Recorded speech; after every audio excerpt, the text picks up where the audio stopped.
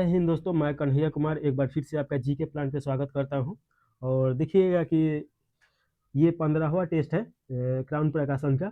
लेकिन इसमें एक समस्या आ रहा है कि हर टेस्ट में दो तीन क्वेश्चन गलत निकल जा रहा है, और पढ़ाते वक्त हम उसको दो तीन क्वेश्चन तो पकड़ लेते हैं, लेकिन कोई कोई फ्लो में बता देते हैं, उसको पे ध्यान नहीं देते हैं। तो या तो इसे बंद करना पड़ेगा, लेकिन 20 तक है तो हम सोच रहे हैं कि अब 15 तक कराइए दिए हैं तो 20 तक करा देते हैं और इसमें ध्यान देंगे। फिर भी अगर कोई क्वेश्चन छूट रहा है या कोई गलत होगा तो आप ज़रूर बता दीजिएगा कमेंट में, और ज़्यादातर कोशिश करेंगे कि इसमें गलती ना हो। तो चलिए स्टार्ट किया जाए। इसका PDF Telegram channel GK plan पे जीके प्लान से आप डाउनलोड कर सकते हैं। तो पहला क्वेश्चन इसमें पूछा जा रहा है, महायान बौद्ध धर्म में बोधिसत्व अवलोकेश्वर को और किस अन्य नाम से जानते हैं? तो इसका राइट आंसर देखिएगा कि पद्मा मणि हो जाएगा, तो ऑप्शन नंबर सी सही हो जाएगा। और देखिएगा कि महायान बौद्ध धर्म के अनेक बोधिसत्व की परिक्रमा की गई है, और भौतिक दृष्टि से उसमें सबसे महत्वपूर्ण अवलोकेश्वर ही हैं, जिन्हें पद्मावनी के नाम से भी जाना जाता है। इनका विशेष गुण यह है कि ये वैदिक युगीन देवता विष्णु और इसी प्रकार के परिलभिक्ष होते हैं। यानी कि देखिए कि ये विष्णु भगवान से संबंधित है, तो ये आप थोड़ा सा ध्यान दीजिएगा। और बौद्ध धर्म के संस्थापक के रूप में गौतम बुद्ध को तो आप जानते ही होंगे। गौतम बुद्ध को ज्ञान की प्राप्ति आपका गया में हुआ था, बोध गया में, और वैशाख पूर्णिमा के दिन में हुआ था। और देखिए कि बोध गया में पीपल वृक्ष के नीचे हुआ था, तो ये आप याद रखेगा, फल्गु नदी के किनारे। तो इनके बारे में डिटेल में तो हम देखते ही हैं। चलिए अगला क्वेश्चन है दूसरा का नंबर। कौटिल्य प्रधानमंत्री थे, तो ये देखिए कि इसका राइट आंसर हो जाएगा चंद्रगुप्त मौर्य के ये प्रधानमंत्री थे। और देखिए चंद्रगुप्त मौर्य के ये गुरु भी थे, यानी शिक्षक थे। और आप तक्षशिला का नाम जरूर सुने होंगे। तक्षशिला विश्वविद्यालय दुनिया का पहला वो विश्वविद्यालय था, वर्तमान में आपका पाकिस्तान में पड़ेगा, और उसी में ये पढ़ाते थे और ये स्टूडेंट उसी में ले गए थे। और देखिए जी मौर्य वंश का स्थापना चंद्रगुप्त के द्वारा किया जाता है कौटिल्य की सहायता से। और इसमें देखिए कि इनके माता का नाम मोरा रहता है, और मोरा के नाम पे ही मौर्य वंश का स्थापना किया गया है। और एक चीज और याद रखना है, कौटिल्य को ही चाणक्यगुप्त विष्णुगुप्त बोला जाता है। कौटिल्य के द्वारा एक अर्थशास्त्र किताब लिखा गया है, तो आप जरूर याद रखिएगा कि अर्थशास्त्र किसके द्वारा लिखा गया है। तो अर्थशास्त्र किनके द्वारा लिखा गया है, तो आपका कौटिल्य हो जाएंगे, तो ये आपको याद रखना है। उसमें राजनीतिक शास्त्र से संबंधित है, अर्थशास्त्र नाम है, लेकिन आप ये मत मार दीजिएगा कि आपका अर्थशास्त्र से संबंधित है। चलिए अगला क्वेश्चन देखेंगे। इसका तो राइट आंसर सी सही हो जाएगा। अगला क्वेश्चन जो है तीसरा का नंबर, इसमें पूछा जा रहा है कि निम्नलिखित चोल शासकों में जिसने बंगाल की खाड़ी को चोल झील का स्वरूप प्रदान कर दिया वह कौन था? तो इसका राइट आंसर देखिए कि राजेंद्र चोल प्रथम हो जाएंगे, तो ये आप जरूर याद रखिएगा, ऑप्शन नंबर बी सही हो जाएगा। चोल शासकों में सबसे प्रतापी राजा राजेंद्र चोल हुए। और देखिए कि 1012 ईस्वी में इनका राज्याभिषेक होता है, और उसके बाद आसपास में जितने टापू रहता है सभी पे ये विजय प्राप्त करते हैं। तो ये आप याद रखिएगा, नौसेना के लिए ये बहुत ज़्यादा फेमस हो जाते हैं। और चोल से और क्या पूछ सकता है, तो ये देखिए कि ग्रामीण जो व्यवस्था आज देखते हैं उसका सबसे अच्छी तरीका से प्रयोग यहीं पे हुआ था। तो ये ग्रामीण व्यवस्था के लिए ये जाना जाता है चोल साम्राज्य, और विजयालाल चोल के द्वारा इसका स्थापना किया गया था, तो ये भी आप याद रख सकते हैं। अगला क्वेश्चन है चौथा नंबर, और इसमें देखिए पूछा जा रहा है कि अकबर ने बंगाल तथा बिहार को मुगल साम्राज्य में मिलाया, तो ये कब मिलाया? तो देखिए कि 1576 ईस्वी में मिलाता है, तो ऑप्शन नंबर आपका सी सही हो जाएगा। इसके बारे में डिटेल में पढ़ा जाएगा चैप्टर वाइज। अगला क्वेश्चन है चौथा के बाद पांचवा नंबर, और इसमें मिलान करना है। एक तरफ सूची 1 और सूची 2 दिया गया है, और कौन किसको बनवाया था ये आपको बताना है।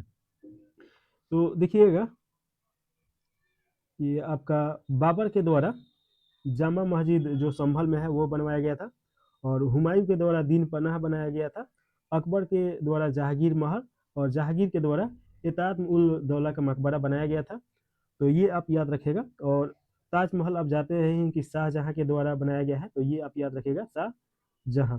साथ में याद रखिएगा कि बीबी का मकबरा जो है वो किसके द्वारा बनाया गया है, तो औरंगजेब के द्वारा बनाया गया है। उसे द्वितीय ताजमहल भी बोला जाता है, औरंगाबाद में है। औरंगाबाद आपका महाराष्ट्र में पड़ेगा, तो ये सभी आपको याद रखना है। तो इस प्रकार अगर हम मिलान करेंगे, एक का एक, बी का दो, सी का तीन, डी का चार, तो ऑप्शन नंबर ए सही हो जाएगा। अगला क्वेश्चन है छठा नंबर, और इसमें भी मिलान करने के लिए दिया गया है। तो एक तरफ युद्ध है और एक तरफ उसका ये ईस्वी है कि कब कौन सा युद्ध लड़ा गया था। तो इसमें देखिएगा कि प्लासी का युद्ध 1757 में लड़ा जाता है, लॉर्ड क्लाइव और बंगाल के शासक। तो एक आपका फोर्थ हो जाएगा। तो यहाँ पे देखिएगा कि ये तीनों कट गया, तो ऑप्शन नंबर हम लोग का सी निकल के आ गया। और देखिए कि कलिंग का युद्ध, ये तो 261 ईस्वी में लड़ा जाता है। कलिंग आपका वर्तमान में उड़ीसा को ही बोला जाता है, उड़ीसा जो है। और कलिंग का युद्ध देखिए कि उड़ीसा और अशोक के बीच में लड़ा गया था। हल्दी घाटी का युद्ध, ये महाराणा प्रताप और आपके अकबर के बीच ये हो जाएगा। तो ये इसका ईस्वी देखिएगा, तिसारका का 2 हो जाएगा 1576। और तराई का युद्ध देखिएगा कि आपका 1192 में ये लड़ा गया था। तो ये आप याद रखिएगा। तो ऑप्शन नंबर आपका सी सही है। अगला क्वेश्चन देखिएगा, 7वां नंबर है। इसमें पूछा जा रहा है कि किसके सतत प्रयत्नों से या प्रयास से बंबई में प्रथम महिला विश्वविद्यालय की स्थापना हुई। तो इसका राइट आंसर डी के कार्बी हो जाएंगे। तो ऑप्शन नंबर आपका बी सही है। और इसके बाद 8वां नंबर क्वेश्चन देखिएगा,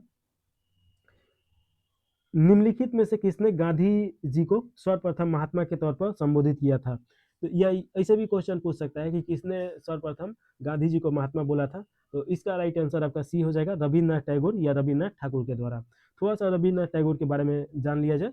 तो देखिए कि रविन्द्रनाथ टैगोर ये बंगाल के थे, और ये ऐसे व्यक्ति हैं कि 2 देशों के राष्ट्रीय गान लिखे हैं। तो ये आपको याद रखना है। एक तो भारत का राष्ट्रीय गान जन गण मन, और दूसरा का अमर सुन बांग्ला भालो अच्छे, ये आपका बांग्लादेश का हो जाएगा। तो ये आप दोनों याद रखेगा। इनको 1904 ईस्वी के आसपास में, 3 या 4 इन दोनों में से कोई एक होगा, इनको नोबेल पुरस्कार मिला था गीतांजलि के लिए। तो ये आप याद रखिएगा कि गीतांजलि किसके द्वारा लिखा गया है। तो ये रविन्द्रनाथ टैगोर के द्वारा। चलिए अगला क्वेश्चन है, 9वां नंबर क्वेश्चन है। 1927 की बटलर कमेटी का उद्देश्य था। तो इसका उद्देश्य क्या था। तो देखिए कि भारत में सरकारी और जो देसी रियासत था लोग, तो उनके बीच में जो संबंध था उसको सुधारना था, और उस पर एक रिपोर्ट प्रकाशित करना था। तो ऑप्शन नंबर आपका डी सही हो जाएगा। इसके बाद देखिएगा 9 के बाद 10वां नंबर क्वेश्चन है। इसमें लेखक और कृति है।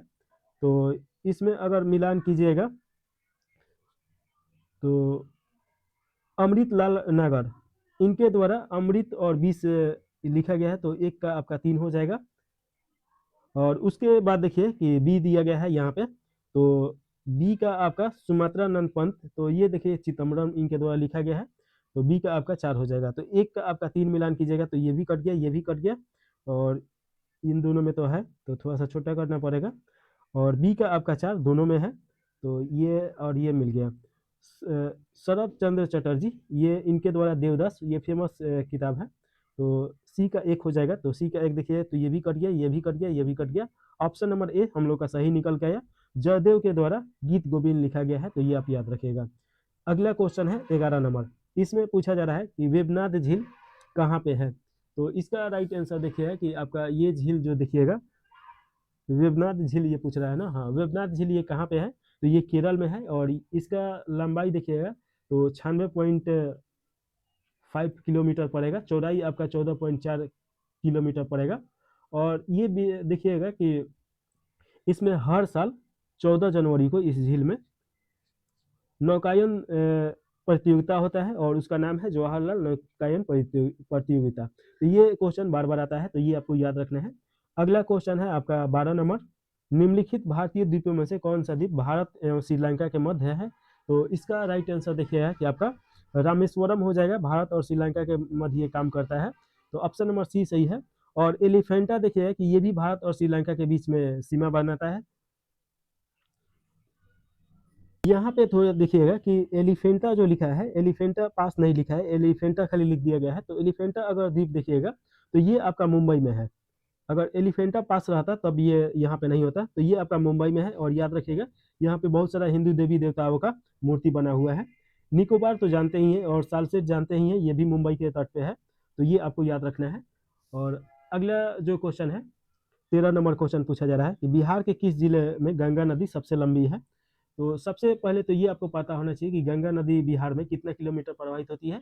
तो लगभग 99 या 100 किलोमीटर मान लीजिए, नहीं 300 आपका 45 किलोमीटर के आसपास में ये प्रवाहित होती है। और लगभग 99 किलोमीटर के आसपास में ये आपका पटना को पूरी तरीके से बीच में काटते हुए जाती है। तो ये इसका राइट आंसर आपका सी सही हो जाएगा। और पूछ दिया कि कितने जिला से ये होकर प्रवाहित होती है, तो 13 जिला याद रखिएगा। ये क्वेश्चन भी आता है बार बार, तो ये जरूर याद रखना है। अगला क्वेश्चन है 14 नंबर, किस नदी पर शिव समुद्रम जलप्रपात अवस्थित है? तो इसका राइट आंसर देखिएगा कि आपका कावेरी नदी हो जाएगा। तो ऑप्शन नंबर आपका ए सही है, कावेरी नदी पे है और 1902 ईस्वी में इसमें बनाया गया था। तो ये आपको याद रखना है। एशिया का सबसे बड़ा जलप्रपात है, तो ये भी याद रखना है। और सॉरी, एशिया का सबसे बड़ा जलप्रपात नहीं है, यहाँ पे शिव समुद्रम पे एक ऊर्जा गृह बनाया गया है, यानी कि यहाँ पे बिजली उत्पादन किया जाता है और ये एशिया में सबसे बड़ा है। उसके बाद पूछ सकता है कि ये कहाँ पे है, किस राज्य में है? तो कर्नाटक में है, तो ये आपको कर्नाटक याद रखना है। और कर्नाटक की राजधानी आपका कहाँ पे है? तो बेंगलोर है, तो ये आपका बेंगलोर याद रखना है। बेंगलोर को किस नाम से जाना जाता है? तो इसे आपका झीलों का प्रदेश बोला जाता है और सिल्क स्टेट के नाम से भी जाना जाता है। चलिए अगला क्वेश्चन है 15 नंबर, बिहार के कौन से प्रसिद्ध कलाकार ध्रुपद धामर शैली के गायन से संबंधित है? तो इसका राइट आंसर आपका बी हो जाएगा, पंडित राम चतुर मलिक हो जाएंगे। अगला क्वेश्चन है 16 नंबर, निम्नलिखित में से बिहार का पहला उर्दू समाचार पत्र कौन सा था? तो इसका राइट आंसर देखिएगा कि नूरुल अनवर था, और तो ये ऑप्शन नंबर सी सही हो जाएगा। और इसकी देखिएगा कि बिहार का पहला समाचार बिहार बंधु था, जो 1872 में इसे स्टार्ट किया गया था। तो ये आपको याद रखना है कि बिहार बंधु ये पहला समाचार पत्र है।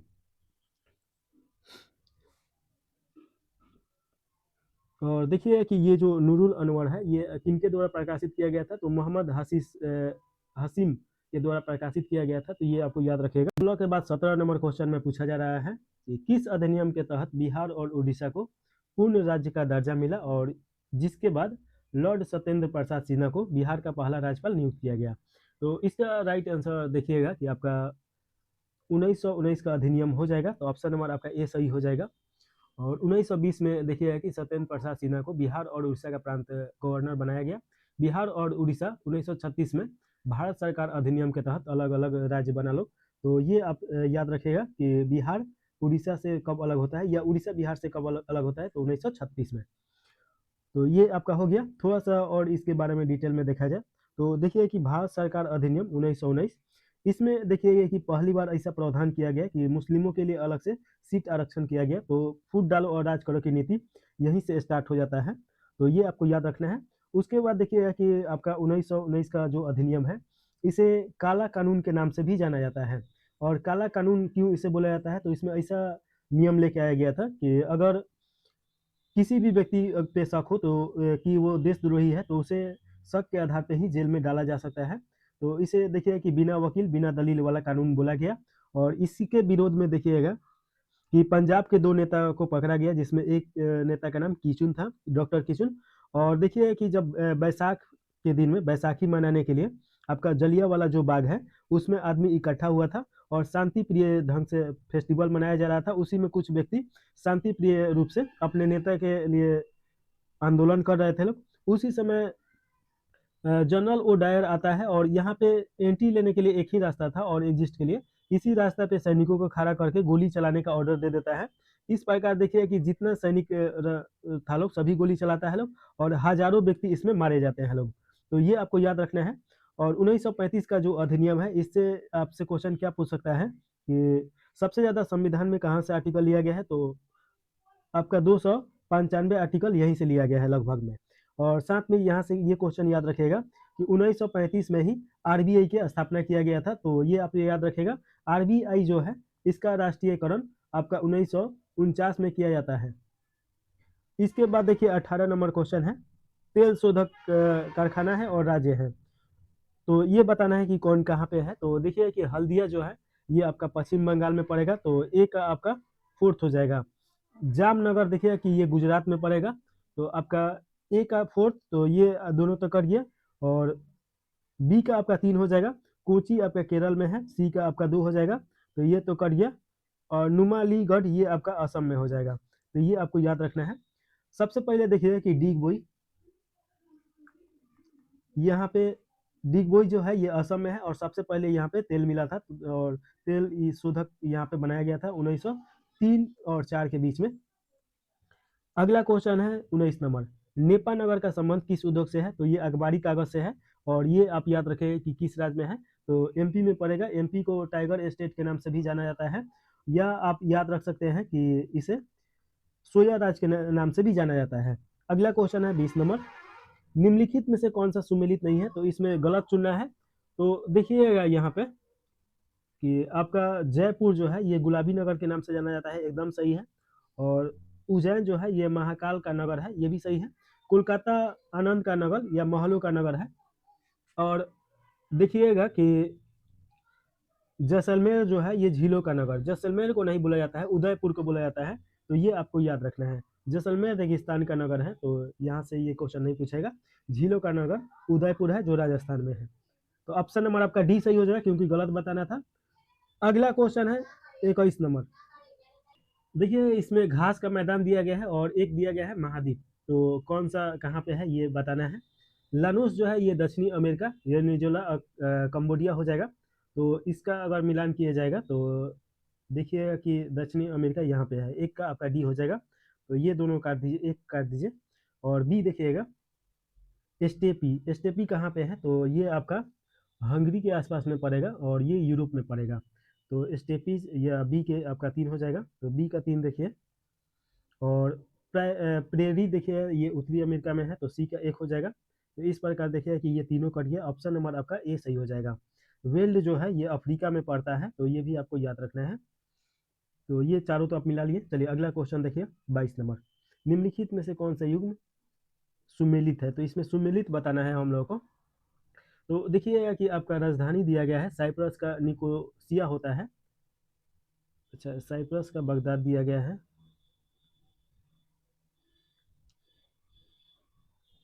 लेबनान का बेरूत होता है, तो ये तो सही है।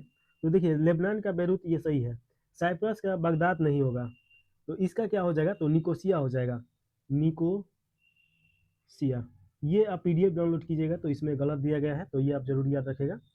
टर्की या तुर्की का है अस्तकाबाद, ये आपका नहीं होगा। अच्छा, इसमें तो ये भी गलत है और ये भी गलत है।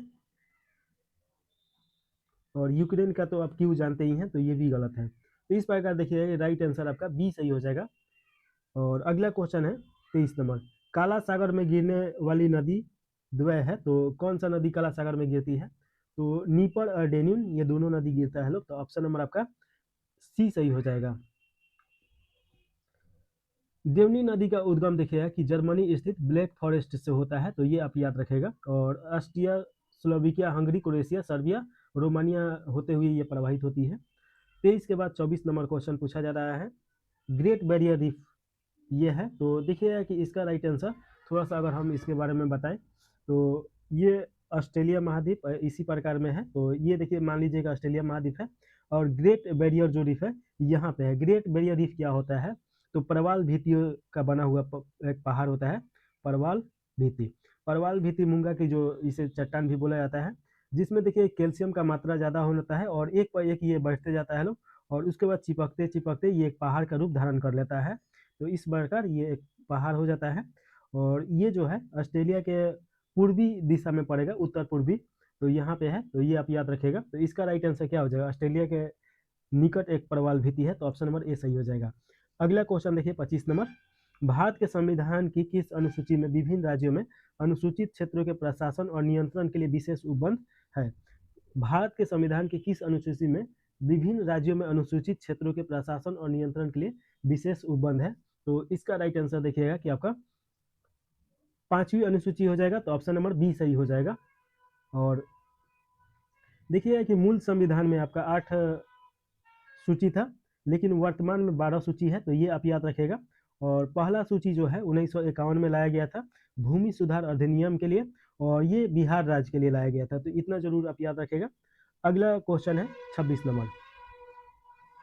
अच्छा देखिए कि संविधान जब लागू हुआ तो 8 तो अनुसूचियां था, 9वां अनुसूची जो लाया गया 1951 में लाया गया, यानी पहला संविधान लागू होने के बाद। तो यहाँ पे कंफ्यूजन नहीं होना चाहिए। 8 तो पहले से संविधान जब लागू हुआ तभी से, 9वां लाया गया, ये भूमि सुधार से संबंधित था। अगला क्वेश्चन है 26 नंबर, बिहार के प्रशासक के रूप में दरिया खान नुहानी का स्थान किसने लिया? तो 26 का राइट आंसर देखिए कि बहार खान नुहानी हो जाएगा।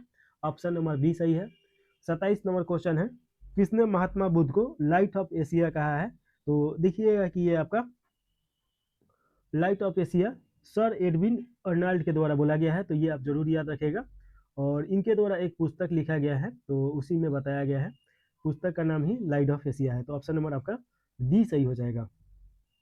और देखिए कि ये किताब आपका 1879 में प्रकाशित हुआ था और इसी शीर्षक से प्रकाशित हुआ था, तो ये याद रखेगा। इसके बाद 28 नंबर क्वेश्चन है और इसमें अनुच्छेद दिया गया है और प्रावधान, तो ये मिलान करना है। तो इसमें देखिए कि अनुच्छेद जो 61 है, ये आपका राष्ट्रपति पे महाभियोग लगाने की प्रक्रिया है, तो इसका राइट आंसर देखिएगा। अच्छा, इसमें मिलान कीजिए राष्ट्रपति पे महाभियोग, तो एक आपका 2 हो जाएगा, तो ये काट दीजिए, ये काट दीजिए। उसके बाद देखिएगा कि अनुच्छेद 67 का ख है, तो इसमें अगर मिलान किया जाए तो ये बी का आपका 3 हो जाएगा, तो बी का 3 देखिएगा, तो ये भी कट गया, ऑप्शन नंबर सी सही हो जाएगा। अनुच्छेद जो अच्छा ये देखिए उपराष्ट्रपति को हटाने की प्रक्रिया है। अनुच्छेद 94 में देखिएगा कि ये आपका स्पीकर को हटाने की प्रक्रिया है और अनुच्छेद 90 में राज्यसभा के उपसभापति को हटाने की प्रक्रिया है। तो ये देखिए कि सभी हटाने की प्रक्रिया ही है, तो ऑप्शन नंबर आपका सी सही हो जाएगा। और अगला क्वेश्चन है 29 नंबर। इसमें पूछा जा रहा है कि भारत के नीचे दिए गए न्यायालयों में से किन्हें अभिलेख न्यायालय माना जाता है। तो सबसे पहले ये समझना होगा कि अभिलेख न्यायालय क्या होता है। तो देखिएगा कि अभिलेख न्यायालय उसे बोला जाता है जैसे कि मान लीजिए सुप्रीम कोर्ट है, और सुप्रीम कोर्ट कोई भी डिसीजन देता है कोई केस के ऊपर, तो वो जो नीचे वाला न्यायालय है उसका उपयोग करके और वो जानकारी इकट्ठा कर सकते हैं, उसी आधार पर अपने डिसीजन दे सकते हैं। तो ये एक अभिलेख बोला जाता है, अभिलेख न्यायालय। और इसका आर्टिकल 215 में इसके बारे में बताया गया है, तो ये आप याद रखिएगा। और इसका राइट आंसर 29 का सी हो जाएगा। उच्च न्यायालय और उच्चतम न्यायालय को तो अभिलेख न्यायालय बोला जाता है, यानी कि ये दोनों कोई भी निर्णय लेता है लोग, तो डिस्ट्रिक्ट न्यायालय या और भी जो न्यायालय है वो वहाँ से ले सकता है लोग। अगला क्वेश्चन है जैसे 30 नंबर क्वेश्चन, बिहार राज्यों के वित्तीय लेखों पर नियंत्रण रखता है। तो राज्यों के वित्तीय लेखों जो वित्तीय लेख है उस पर कौन नियंत्रण रखता है, तो इसका राइट आंसर देखिएगा कि आपका भारतीय संविधान में देखिएगा कि आर्टिकल 148 दिया गया है और ये कैग से संबंधित है, यानी कि नियंत्रण और महालेख परीक्षक। और ये देखिए कि इसमें तो कहीं दिया नहीं है, तो इसका राइट आंसर आपका डी सही हो जाएगा। लेकिन आप याद रखेगा कि आर्टिकल 148 कैग यानी नियंत्रण और लेख महापरीक्षक। अगला क्वेश्चन है 31 नंबर। इसमें पूछा जा रहा है कि सामान्य रूप से प्रति 5 वर्ष बाद वित्त आयोग की नियुक्ति की जाती है। तो वित्त आयोग की नियुक्ति किया जाता है किसके द्वारा, तो देखिएगा केंद्रीय अनुदान और संघ के राजस्व को राज्यों का अंश निर्धारित करने के लिए नियुक्ति की जाती है राष्ट्रपति के द्वारा। तो ये आपको याद रखना है, ऑप्शन नंबर आपका डी सही हो जाएगा। राज्यों का हिस्सा आपका 42% होता है कुल कर का, और 42% में सभी राज्यों को डिवाइड किया जाता है। अगला क्वेश्चन है 32 नंबर। निम्नलिखित में से कौन सा नेशनल वोटर डे है। तो नेशनल वोटर डे देखिएगा कि आपको 25 जनवरी को मनाया जाता है, तो ऑप्शन नंबर आपका सी सही हो जाएगा। और ये देखिए कि मतदाताओं की रुचि बढ़ाने के लिए ये मनाया जाता है, तो ये आपको याद रखना है। इसी दिन देखिए कि आपका अटल बिहारी वाजपेयी का जन्म हुआ था, तो ये भी आपको याद रखना है। चलिए देखा जाए अगला क्वेश्चन है 33 नंबर 32 के बाद। इसमें देखिए पूछा जा रहा है कि संविधान के किस भाग में पंचायती राज व्यवस्था संबंधित प्रावधान दिए गए हैं। तो इसका राइट आंसर ए हो जाएगा, भाग 9 हो जाएगा, तो ये आप याद रखेगा। और ये आप देखिएगा कि इस 73वां संविधान संशोधन के द्वारा अनुसूची 11 जोड़ा गया, और इसमें देखिएगा कि 29 विषय हैं, तो ये आपको याद रखना है कि ये आपका किससे संबंधित है, तो ग्राम पंचायत से। और 74वां संविधान संशोधन आपका नगर पालिका से हो जाएगा। देखिएगा कि ग्राम पंचायत में आपका 29 विषय शामिल है, और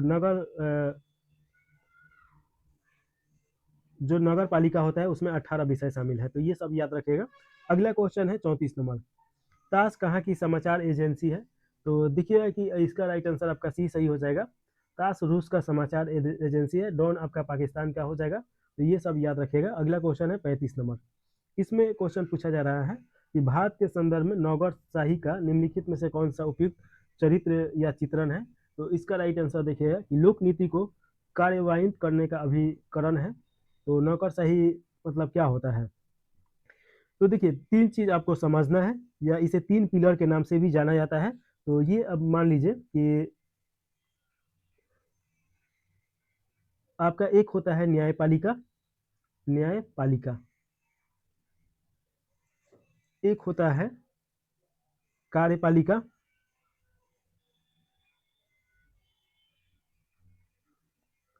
और एक होता है आपका विधायिका। देखिए विधायिका में संसद का तंत्र आ जाएगा और विधायिका के द्वारा विधि बनाया जाता है और कार्यपालिका जिसमें आईएएस ऑफिसर ये सब जितने हैं पुलिस फोर्स ये सब आ जाएंगे लोग और इनके द्वारा कार्यपालिका यानी कि उसको क्रियान्वित किया जाता है और कोई इसमें असंवैधानिक हो तो उसे न्यायपालिका के द्वारा न्याय दिया जाता है। तो ये तीन विभिन्न अंग है और नौकरशाही का इसमें से क्या काम है तो लोक नीति को कार्यान्वित करने वाला उपकरण है। तो यहाँ पे ये समझना है और चौथा स्तंभ आपका कौन सा हो जाएगा तो ये समाचार जो पत्र आते हैं इसमें न्यूज़पेपर ये सब जितना चीज़ आएगा तो वो मीडिया हो जाएगा चौथा। तो ये आप याद रखिएगा और देखिएगा कि इसमें चौथा नंबर सही है लोक नीति को कार्यान्वित करने का अभिकरण। अगला क्वेश्चन है 36 नंबर क्वेश्चन में पूछा जा रहा है और इसमें मिलान करने वाला आ गया। तो देखिए कि गिर वन कहाँ पे है, ये आपका गुजरात में पड़ेगा तो एक का आपका 4 हो जाएगा और भरतपुर पश्चिम बिहार ये आपका राजस्थान में है तो ये आपका बी का 1 हो जाएगा। तो एक का आपका 4 यहाँ पे मिलान किया जाए तो ये कट गया, ये भी कट गया और ये भी कट गया। तो ऑप्शन नंबर बी इसका राइट आंसर निकल के आ गया। और देखिए कि बांधवगढ़ सेंचुरी ये अभ्यारण्य कहाँ पे है तो मध्य प्रदेश में और काजीरंगा तो आप जानते हैं कि असम में है। एक सींग वाला गेंडा के लिए बहुत ज़्यादा फेमस है तो ये आपको याद रखना है। अगला क्वेश्चन है 37 नंबर, सबसे बड़ा कमोडिटी एक्सचेंज कौन सा है तो इसका राइट आंसर देखिएगा कि आपका डी हो जाएगा, NYSE हो जाएगा और ये अमेरिका में पड़ेगा, सॉरी USA। और भारत में देखिएगा कि ऐसे जितने होते हैं उसके लिए सेबी बनाया गया है, सेबी के देखरेख में होता है। ये एक स्टॉक एक्सचेंज है तो ये आप याद रखिएगा। अगला क्वेश्चन है 38 नंबर, 13 ताली किस राज्य का प्रमुख लोक नृत्य है तो इसका राइट आंसर आपका राजस्थान हो जाएगा। राजस्थान की राजधानी जयपुर है, जयपुर को पिंक सिटी के नाम से भी जाना जाता है। अगला क्वेश्चन है 39 नंबर, इनमें से कौन सा ऐप भारत सरकार द्वारा नहीं जारी किया गया है तो इसमें देखिएगा कि आपका भीम ऐप हो जाएगा, डिजी लॉकर, उमंग ये सब किया गया है। भारत पे ये अभी तक ऐसा कोई नहीं है तो ऑप्शन नंबर सी सही हो जाएगा। अगला क्वेश्चन है 20, यानी बैंक फॉर इंटरनेशनल सेटलमेंट का मुख्यालय कहाँ पे है तो इसका राइट आंसर देखिए कि बासेल में है तो ये आप याद रखेगा। इसकी स्थापना 17 मई 1930 को स्विट्जरलैंड में के बेसेल में किया गया था और 23 देखिए 63 सेंट्रल बैंक इसके सदस्य है तो ये आप याद रखेगा।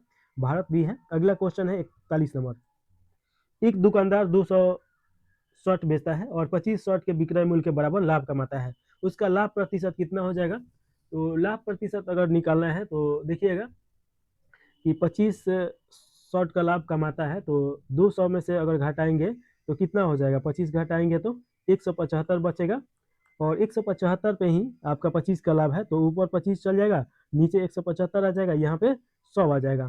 तो इस प्रकार अगर काटिएगा तो ये 25 से काटिएगा तो कितना बार में जाएगा, 7 बार में, और इसमें भाग दीजिएगा तो कितना आ जाएगा, 14 पॉइंट कुछ आएगा। तो देखिए इसमें आपका सी में दिया गया है तो ऑप्शन नंबर सी सही हो जाएगा। अगला क्वेश्चन है, एक गोले का संपूर्ण पृष्ठ क्षेत्रफल 324 पाई सेंटीमीटर है तो गोले के आयतन का 2/3 ज्ञात करना है। तो इसका राइट आंसर देखिएगा कि आपका 2 पाई आर के कितना दे दिया गया है तो 334 दिया 24 दिया गया है तो इसी पे निकालना है तो आपका कितना हो जाएगा,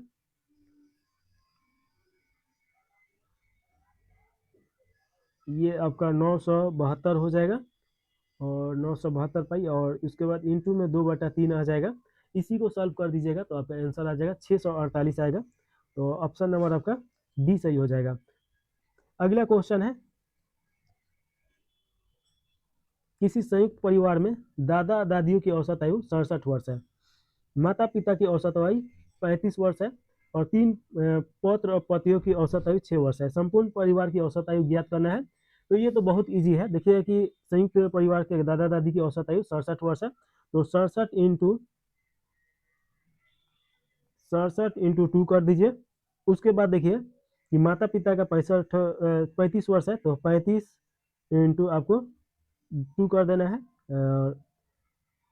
3 पौत्र और पत्रियों की औसत आयु कितना है, 6 वर्ष, तो 6 इंटू 3 कर देना है और सभी को जोड़ के 2 2 4 और 3 7 इसमें गुना कर करके और सभी को जोड़ के और 7 से भाग दे दीजिएगा, आपका आंसर निकल के आ जाएगा। तो 43 का राइट आंसर आपका कितना आ जाएगा तो 31 से देखिएगा कि 5/7 आ जाएगा। ऑप्शन नंबर आपका बी सही हो जाएगा। दो बर्तन दिया गया है ए और बी में अम्ल और पानी की मात्रा क्रमशः 4:3 है तथा 2:3 के अनुपात में है। तदनुसार उन मिश्रणों से सी का बर्तन में एक नया मिश्रण तैयार करने के लिए उन्हें किस अनुपात में मिलाना चाहिए ताकि नए मिश्रण में अम्ल और पानी की मात्रा आधी आधी हो जाए। तो देखिए कि इसका राइट आंसर देखिए है कि ये आपका एलिगेशन का क्वेश्चन है, इसे बना लीजिएगा। इसका राइट आंसर ए सही हो जाएगा, 7:5 हो जाएगा। अगला क्वेश्चन है 45 नंबर। 36 छात्रों के एक समूह का औसत आयु 23 वर्ष है। 22 वर्ष की औसत आयु वाले 4 छात्र समूह छोड़ देते हैं। नए समूह का औसत आयु वर्षों में कितना हो जाएगा, दशमलव तक में बताना है। तो देखिए कि 36 छात्रों के औसत आयु कितना है, तो आपका 23 दिया गया है।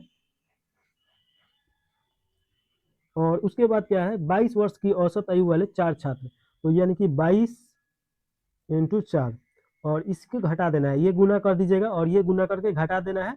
और नए समूह का औसत आयु, तो यानी कि इसमें से 23 में से 4 जाएगा तो 19 छात्र बच जाएगा लो, और ये आपको गुना करके उसमें 19 से भाग दे देना है, आपका आंसर आ जाएगा। और आंसर निकल के कितना आएगा, तो आपका 23.1 हो जाएगा। ऑप्शन नंबर आपका डी सही है। कैंसर के इलाज में किस ड्रग का प्रयोग किया जाता है, तो इसका राइट आंसर आपका देखिएगा कि इंटरफेरोल का किया जाता है, तो ऑप्शन नंबर आपका ए सही हो जाएगा। कैंसर किस के कारण होता है, तो ये बैक्टीरिया के कारण होता है, तो ये आप याद रखेगा।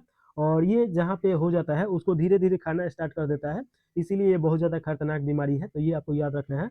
अगला क्वेश्चन है आपका 47 नंबर क्वेश्चन। पृथ्वी का एकमात्र उपग्रह कौन सा है, तो उपग्रह का मतलब क्या होता है कि जैसे सूर्य है और सूर्य का सभी ग्रह चक्कर लगाता है लोग, वैसे ही ग्रहों का चक्कर जो लगाता है उसे उपग्रह बोला जाता है। और इसका एकमात्र उपग्रह चंद्रमा है। और देखिए कि सबसे ज्यादा उपग्रह वाला ग्रह कौन सा है, तो आपका शनि हो जाएगा। तो ये आप याद रखिएगा, यहाँ से भी क्वेश्चन आएगा ही आएगा। अगला क्वेश्चन है 48 नंबर, और इसमें पूछा जा रहा है कि लंगरहैंस की दीपिका पाए जाते हैं, तो ये कहाँ पे पाए जाते हैं, तो पेंक्रियाज में पाया जाता है, तो ऑप्शन नंबर बी सही हो जाएगा। प्यूटिस ग्रंथि को मास्टर ग्रंथि बोला जाता है, और ये देखिए कि इसके द्वारा पूरे शरीर का संचालन होता है, तो ये आप याद रखिएगा। अगला क्वेश्चन 49 नंबर है। राष्ट्रीय विज्ञान दिवस कब मनाया जाता है, तो देखिएगा कि आपका 28 फरवरी को राष्ट्रीय विज्ञान दिवस के रूप में मनाया जाता है, तो ये आपको याद रखना है।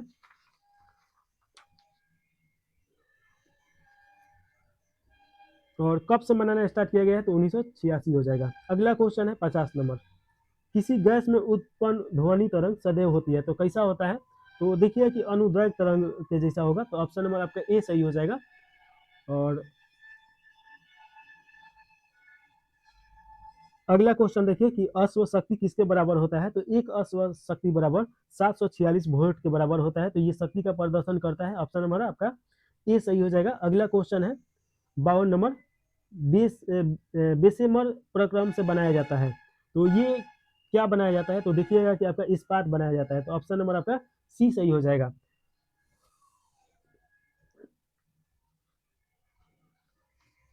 53 नंबर अगला क्वेश्चन है, किस विज्ञान में पक्षियों से संबंधित अध्ययन किया जाता है, तो इसका राइट आंसर आप देखिए कि ऑर्निथोलॉजी हो जाएगा।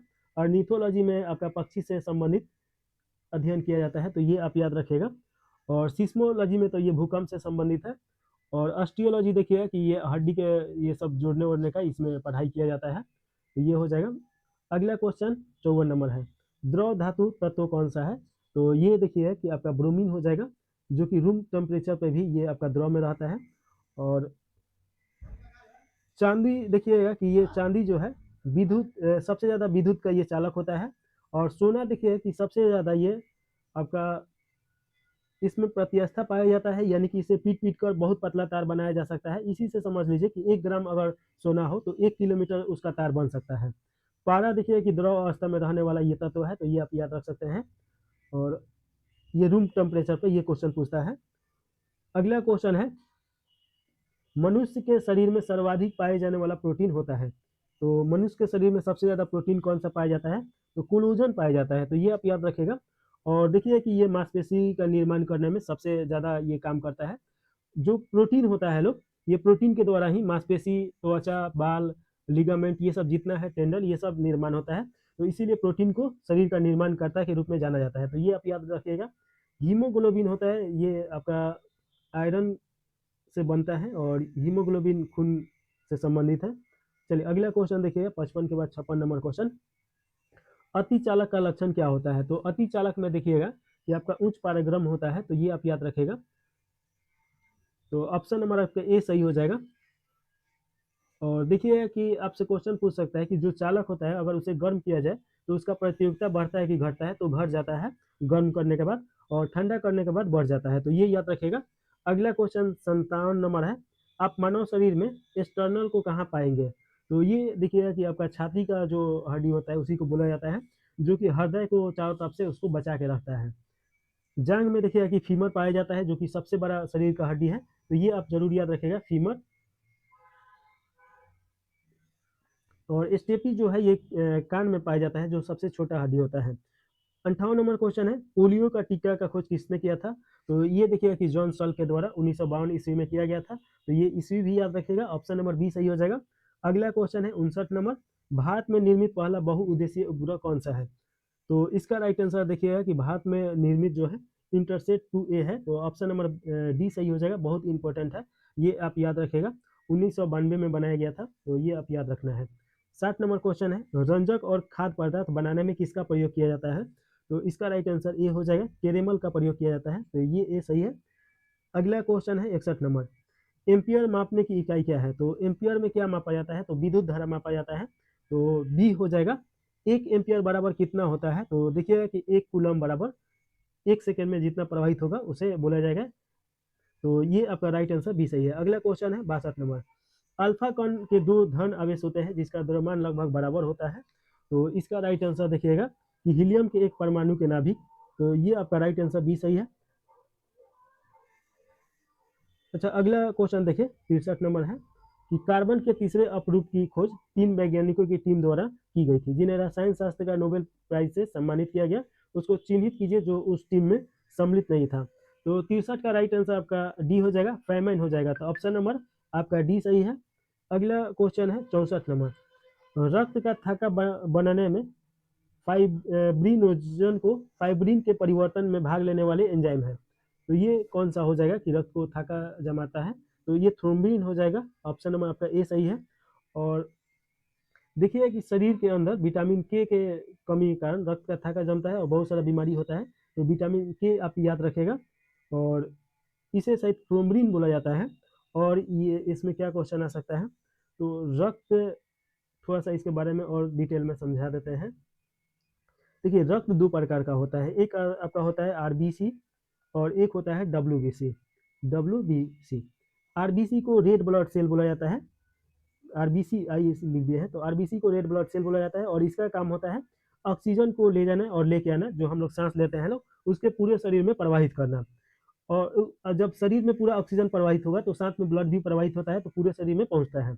और देखिए कि डब्ल्यूबीसी क्या है, तो ये व्हाइट ब्लड सेल है, और ये क्या तो प्रतिरक्षा जो प्रणाली होता है उसे ये तंदुरुस्त करता है और रोगाणुओं से ये बचाता है, तो ये आप याद रखेगा।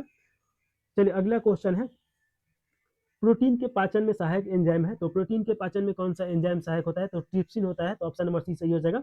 निम्नलिखित में से कौन भारतीय होम रूल सोसाइटी के संस्थापक थे? तो इसका राइट आंसर आपका सी सही हो जाएगा, श्यामा जी कृष्ण वर्मा। अगला क्वेश्चन है 67 नंबर, भारतीय राष्ट्रीय कांग्रेस के निम्नलिखित में से किस अधिवेशन में रियासतों में जन आंदोलन के समर्थन में प्रस्ताव पारित किया गया था? तो जन आंदोलन के समर्थन में आप देखिए कि हरिपुरा अधिवेशन 1938 हो जाएगा, और इसमें देखिए कि ये 91 समय ये था, कांग्रेस का अधिवेशन था, तो ये याद रखेगा। अध्यक्ष इसके सुभाष चंद्र बोस थे, तो ये भी आपको याद रखना है। देखिए सुभाष चंद्र बोस 1939 में भी चुने जाते हैं, लेकिन त्रिपुरा में देखिए कि इसमें विरोध मनमुटाव हो जाता है गांधी जी के द्वारा, तो ये छोड़ देते हैं। अगला क्वेश्चन है 67 के बाद 68 नंबर, श्री हर्ष निम्नलिखित में से किस गहरवाल राजा के दरबारी कवि थे? तो इसके राइट आंसर देखिए कि जयचंद्र हो जाएंगे, तो ऑप्शन नंबर बी सही है। और ये याद रखिएगा, इनके पिता श्री हीरा भी राजा विजय चंद्र के दरबारी कवि थे, तो यहाँ से आप याद रख सकते हैं। और इनके द्वारा खंड खंड खाद एक रचना है जो लिखा गया है, जो फेमस है। अगला क्वेश्चन है, सुदर्शन झील की दूसरी बार मरम्मत किसके शासनकाल में हुई थी? तो इसका राइट आंसर देखिएगा कि स्कंदगुप्त हो जाएगा। और प्रथम अगर पूछ दे तो आपका रुद्र दमन हो जाएगा, तो ये याद रखेगा, रुद्र दमन। सुदर्शन झील के बारे में और कुछ देखा जाए तो चंद्रगुप्त मौर्य के शासनकाल में इसका निर्माण कराया गया था, तो ये आपको जरूर याद रखेगा। और अगला क्वेश्चन है 70 नंबर, बिंदुसार की मृत्यु के बाद निम्नलिखित में से किसे अशोक को सिंहासन पर कब्जा करने में मदद करने वाला माना जाता है, तो इसका राइट आंसर हो जाएगा राधा गुप्त को। तो ऑप्शन नंबर आपका ए सही हो जाएगा। और देखिएगा ये एक मंत्री थे, तो ये आप याद रखेगा, यहाँ से क्वेश्चन आ सकता है, ये क्वेश्चन अभी तक उतना मिलता नहीं है। गुजरी महल संग्रहालय किस राजा द्वारा बनाया गया था? तो इसका राइट आंसर देखिए कि राजा मानसिंह तोमर के द्वारा बनाया गया था। ऑप्शन नंबर ए सही हो जाएगा, और ये 15वीं शताब्दी में बनाया गया था, तो ये याद रखेगा। और ये ग्वालियर में पड़ेगा, तो ये आपको याद रखना है। अगला क्वेश्चन है 71 के बाद 72 नंबर।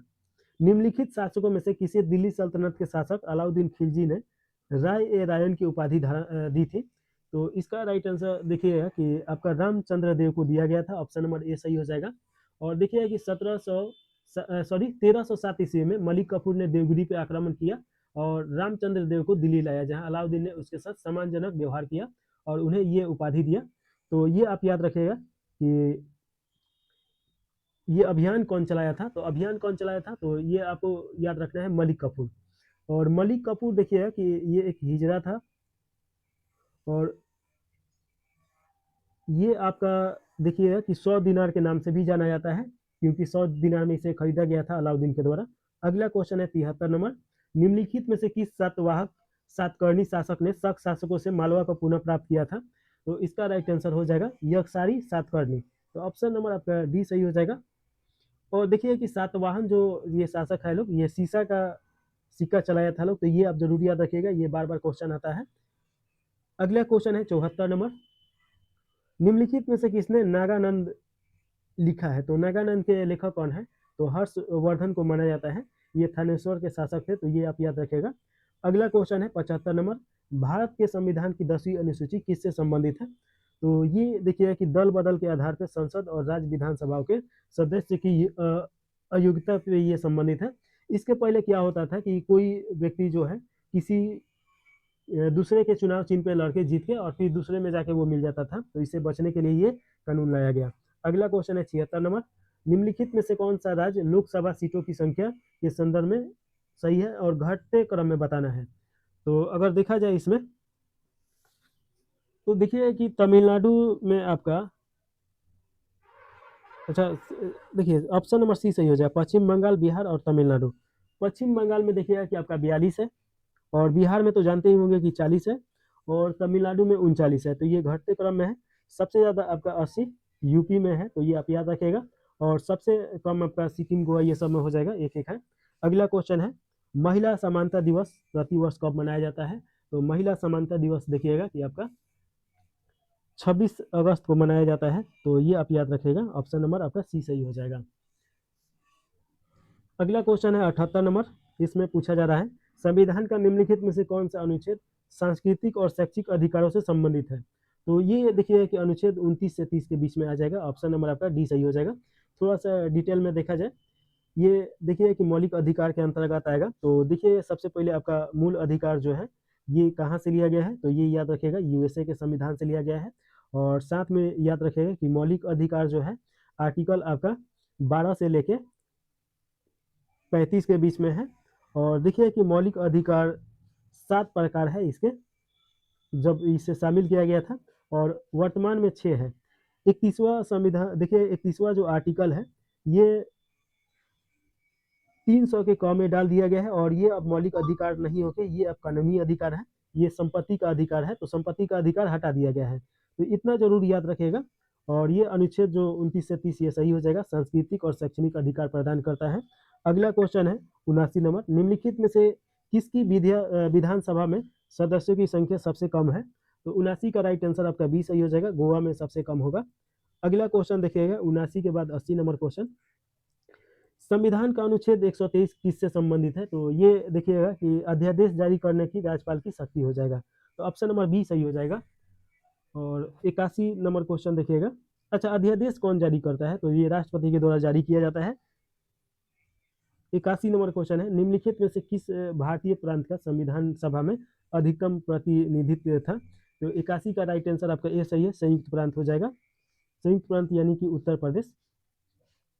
अगला क्वेश्चन है भारतीय संविधान की प्रस्तावना में उल्लेखित लोकतंत्र राजनीतिक शब्द किस सिद्धांत पर आधारित है?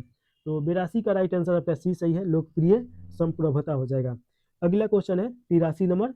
कीमतों की सामान्य गिरावट का वर्णन करने के लिए किस शब्द का उपयोग किया जाता है जो अक्सर धन और ऋण की आपूर्ति में कमी से जुड़ा हुआ है? तो इसका राइट आंसर आपका बी सही हो जाएगा, मुद्रास्फीति जनित मंदी में किया जाता है। इसके बारे में डिटेल में समझाने के बाद ही समझ में आएगा, तो यहाँ पे छोड़ दिया जाए। अगला क्वेश्चन है 84 नंबर, निम्नलिखित में से कौन सा आर्थिक किराया शब्द को सबसे अच्छी तरीके से समझाता है? आर्थिक किराया, तो ये आप शब्द पे थोड़ा सा ध्यान दीजिएगा। तो इसे देखिएगा कि यह किसी संसाधन के लिए उसके अवसर लागत पर अधिशेष भुगतान का प्रतिनिधित्व करता है। तो ऑप्शन नंबर बी सही हो जाएगा। अगला क्वेश्चन है 85 नंबर, बिहार में सोनपुर रेल मंडल का गठन किस वर्ष किया गया था? तो इसका राइट आंसर देखिएगा कि आपका बी हो जाएगा, 1951 हो जाएगा। ऑप्शन नंबर बी सही है। अगला क्वेश्चन है 86 नंबर, बिहार में ग्राम पंचायत के गठन हेतु कितनी जनसंख्या का प्रावधान है, यानी कितना जनसंख्या पे हो सकता है? तो ये देखिए कि 7,000 पे हो सकता है। तो ऑप्शन नंबर ए सही हो जाएगा। ग्राम पंचायत से संबंधित आर्टिकल 40 में दिया गया है कि एक ग्राम पंचायत होना चाहिए। सबसे पहले ग्राम पंचायत ये कहाँ पे लाया गया था? तो 1959 में नागौर डिस्ट्रिक्ट में लागू किया गया था, ये याद रखेगा। और 73वां संविधान संशोधन जो है ये ग्राम पंचायत से ही संबंधित है, जिसमें 29 क्वेश्चन पूछा गया है, तो ये आपको याद रखना है। 74वां जो संविधान संशोधन है ये आपका नगर पालिका से है, इसमें 18 क्वेश्चन पूछे गए हैं, तो ये आप याद रखिएगा। अगला क्वेश्चन है 87 नंबर, बिहार के कौन से जिले झारखंड राज्य की सीमा से लगते हैं? तो अगर देखिएगा कि बिहार का अगर मैप देखिए तो आपका मैप इस प्रकार का है, तो ये आप थोड़ा सा ध्यान दीजिएगा कि ये आपका इस प्रकार का मैप है। और सबसे बड़ा जो डिस्ट्रिक्ट है आपका पश्चिमी चंपारण में है और यहाँ पे है। और देखिए कि ये यहाँ से लेके यहाँ तक आपका 8 डिस्ट्रिक्ट झारखंड से लगता है, तो ये आप जरूर याद रखिएगा। और इधर भी 8 डिस्ट्रिक्ट लगता है, तो ये आपको बाद में पढ़ाएंगे। और पूर्व से 3 डिस्ट्रिक्ट लगता है। तो 87 का देखिएगा कि आपका रोहतास हो जाएगा, औरंगाबाद, गया, नवादा, जमुई, बांका, भागलपुर और कटिहार हो जाएगा। रोहतास ये आपका सबसे पश्चिमी डिस्ट्रिक्ट हो जाएगा, कटिहार सबसे पूर्वी साइड में हो जाएगा। तो ऑप्शन नंबर ए सही है। अगला क्वेश्चन देखिए 88 नंबर, बिहार में धारवाड़ क्रम की चट्टानें कहाँ पाई जाती है? तो इसका राइट आंसर जमुई हो जाएगा। ऑप्शन नंबर आपका डी सही है। पश्चिम चंपारण में देखिएगा कि ये आपका किस प्रकार का मिट्टी पाया जाता है? तो जलोढ़ मृदा पाया जाता है। और देखिए कि बक्सर से ये क्या क्वेश्चन पूछेगा कि गंगा नदी बिहार में कहाँ प्रवेश करती है?